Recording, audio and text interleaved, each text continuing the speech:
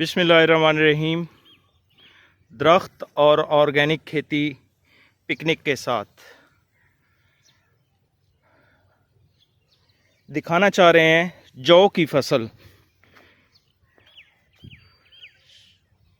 ये माशाल्लाह हमारी जौ की फसल है और ये बहुत अच्छी है।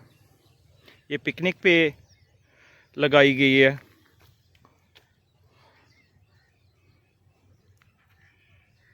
पिकनिक के सारे उसूल अपनाए गए हैं।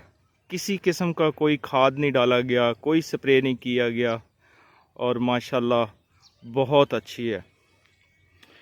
इसमें इंटरक्रॉपिंग की गई है साथ सूरजमुखी की। ये देख,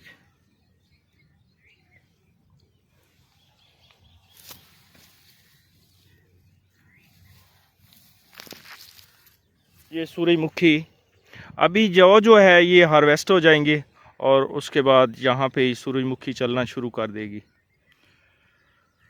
तो माशाल्लाह बग़ैर खाद के, बग़ैर किसी केमिकल के ये फसल आपके सामने है और बहुत अच्छी है।